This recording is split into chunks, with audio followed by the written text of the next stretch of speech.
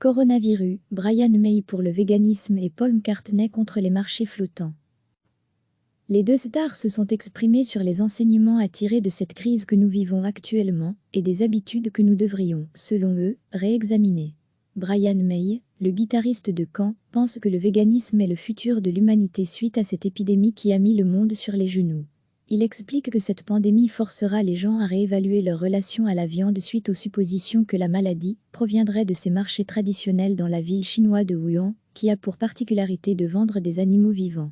Brian May, qui suit un régime végan depuis le début de cette année, a expliqué au NME « Je pense que si on analyse les choses en profondeur, on doit se demander si les gens doivent encore manger des animaux.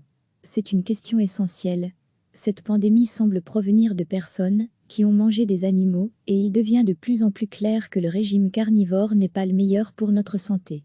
Mais il parle de son état d'esprit depuis qu'il est végan. J'ai suivi le Vegan Challenge en janvier, et je continue depuis 3 mois.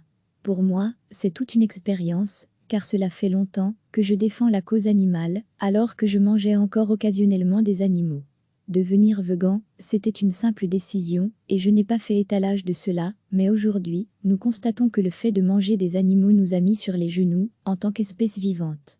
Je pense qu'il est temps de réexaminer notre monde pour ne plus abuser des autres espèces. Il ajoute « Je ne sais pas si cela arrivera, mais je pense que je vais sensibiliser un peu plus les gens au véganisme car pour moi, c'est le futur, dans tous les sens du terme. » Brian May avait déjà confié qu'il faudrait tirer des leçons de cette crise ces dernières semaines.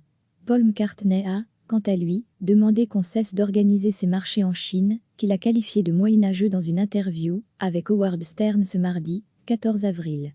Le Beatle est végétarien et défenseur de la cause animale depuis longtemps. Il a expliqué qu'il espérait que cette crise du coronavirus forcerait le gouvernement chinois à se dire « Ok, les gars, il faut vraiment être hygiénique ici ».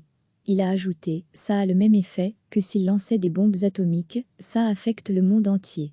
Et quiconque est responsable de ça est en guerre contre le monde et également soi-même. » Il continue « Soyons francs, manger des chauves-souris, c'est un peu moyenâgeux. C'est un peu comme le SRA, la grippe aviaire, toutes ces maladies qui nous ont affectés, dans quel but ? Celui de conserver ces pratiques médiévales. Ils doivent remettre de l'ordre dans leurs affaires.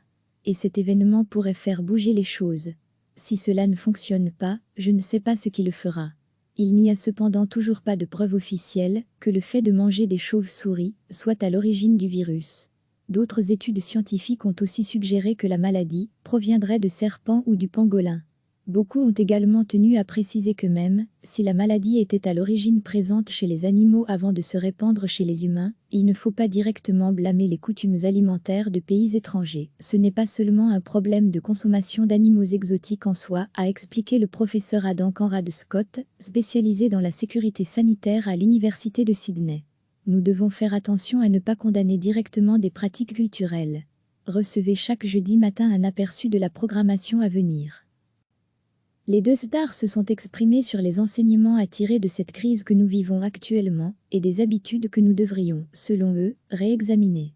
Brian May, le guitariste de Can, pense que le véganisme est le futur de l'humanité suite à cette épidémie qui a mis le monde sur les genoux. Il explique que cette pandémie forcera les gens à réévaluer leur relation à la viande suite aux suppositions que la maladie proviendrait de ces marchés traditionnels dans la ville chinoise de Wuhan, qui a pour particularité de vendre des animaux vivants. Brian May, qui suit un régime végan depuis le début de cette année, a expliqué au NME « Je pense que si on analyse les choses en profondeur, on doit se demander si les gens doivent encore manger des animaux. C'est une question essentielle. Cette pandémie semble provenir de personnes qui ont mangé des animaux, et il devient de plus en plus clair que le régime carnivore n'est pas le meilleur pour notre santé. » Mais il parle de son état d'esprit depuis qu'il est végan. J'ai suivi le Vegan Challenge en janvier, et je continue depuis 3 mois.